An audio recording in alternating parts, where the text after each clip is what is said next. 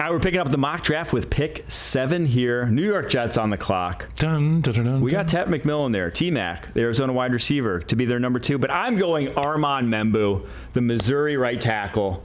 You have this budding offensive line right now. You have the makings of what could be, go back to like DeBrickashaw, Ferguson, Nick Mangold days when they were in the AFC Championship games and just pounding the rock. It can be that caliber of offensive line where even Justin Fields could have some success behind it. No offense. But Olu Fashanu, John Simpson, Joe Tippmann, Elijah Vera-Tucker, Armand Membou, that is the makings of something special. And Membou's just a freak, dude. And again, a guy who's played only right tackle. So if you have a right tackle need, I would prefer him to any of the left tackles. He's just done it. Membou finishes people like it's like watching me eat a plate of bacon at 9 a.m. with a cup of coffee. It's just like I'm enjoying myself. This guy plays football like it's me eating bacon. He just has fun. He's finishing guys down the football field. He's violent. He's trash talking. He's perfect for New York. The Tri-State will love him. And for Justin Fields in that offense, when I think about what their identity is going to have to be,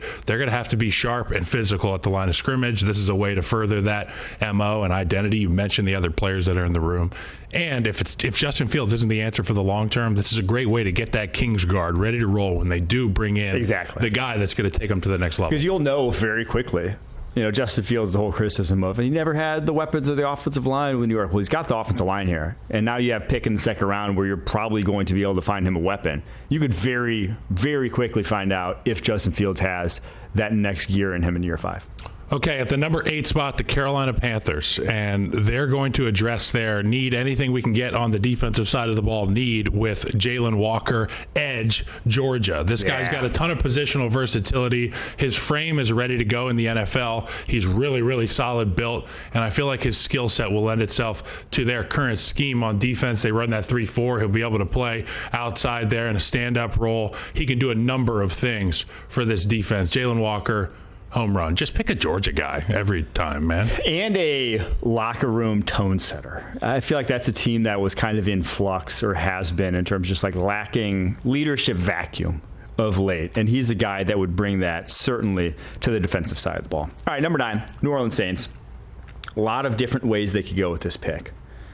I chose to go to T-Mac, the Arizona wide receiver, Tetairoa McMillan, because one, I think he's the top player on my draft board right now. I am 6th overall. I think he is a slam dunk possession receiver in the NFL. Red zone threat, chain mover. And you're a New Orleans Saints offense that has just like skinny speed guys. Speedsters. It's like Chris Olave, Brandon Cooks, Rashid Shaheed. Every single one of them ran a sub 4.4 coming out of the draft. Every single one of them's like under 190 pounds. So who runs the goal line fade? Who runs the slant on a 3rd and 6? I don't trust any of those guys to do it. That's what they ran into. They ran into serious problems when they couldn't do their play-action deep ball stuff. When teams took that away, there was no second act for the Saints offense a year ago.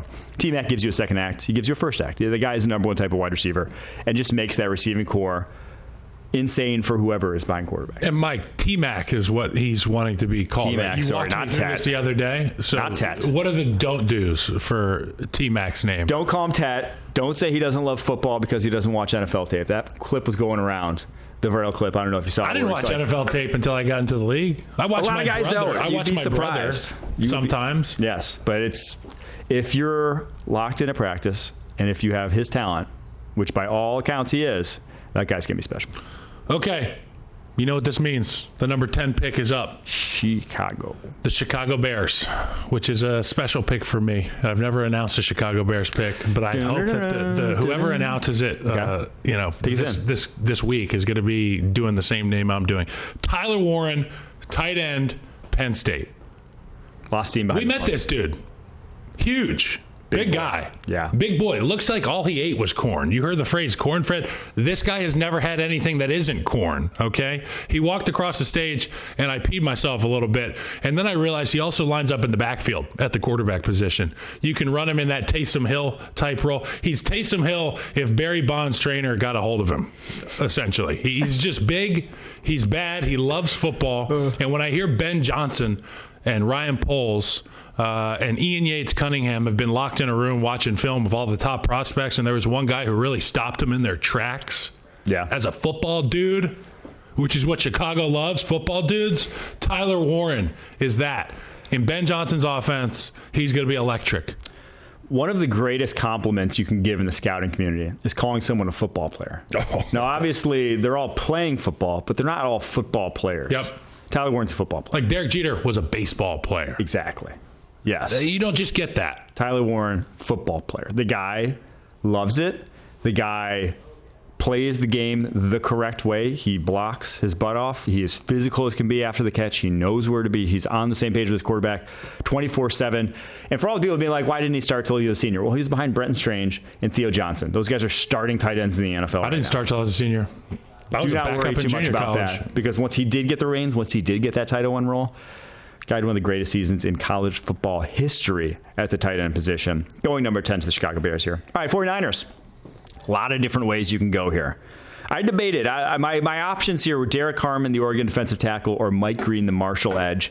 I lent with Mike Green because I just think they don't have as many options on the edge as they do on the interior, even if they don't have great options at either right now. But Mike Green is a great immediate impact guy, in my opinion. He can be a plus pass rusher right out the gate. He is that caliber an athlete. He's that skilled already. He led the FBS in sacks last year. And it's not just that he was, playing the competition Marshall faced. He faced some high level, he faced Ohio State last year, and he looked pretty darn good in that game. Looked like the best, defensive lineman on that football field in a room that has a lot, or in a field that has a lot of guys who are going to get drafted in this year's class. So Mike Green, extremely talented, goes to the 49ers, who have this massive, massive need outside of Nick Bosa on that defensive line. I have a thought about guys from these schools that aren't necessarily the blue chip universities that we know and love as football schools.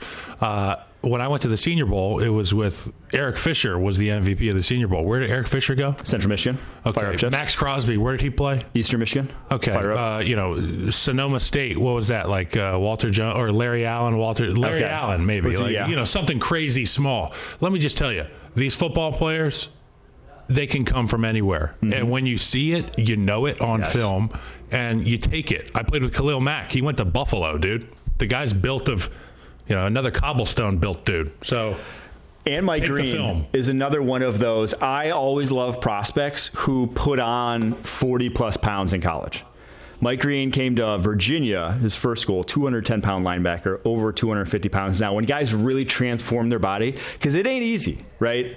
It takes some dedication and some hard work to do what he did, to get from 210 to 250. And it shows. And do it the right way. Yes, and to look lean. Anybody, you come hang out with me for a weekend. I can bring you from 210 to 260, okay? Or your money back guaranteed. But if you do it the right way, it's a different ball game we're talking about. Okay, so different ball game. The Dallas Cowboys, they're looking to have a different ball game. That's why they got a new coach. Yes. Some would say it's a stupid decision. Mike McCarthy was great.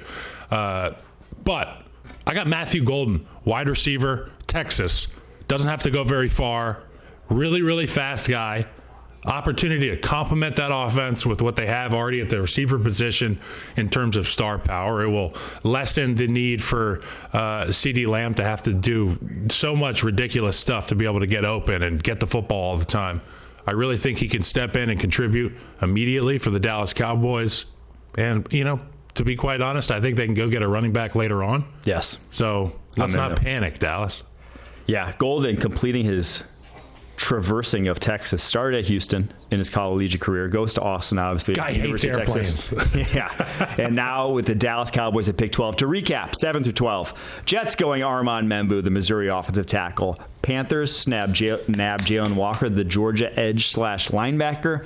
Saints going T-Mac, the Arizona wide receiver. Bears get Tyler Warren, the Penn State tight end. 49ers grab Mike Green, that Marshall edge rusher. And then the Cowboys wrap it off with Matthew Golden, the Texas wide receiver.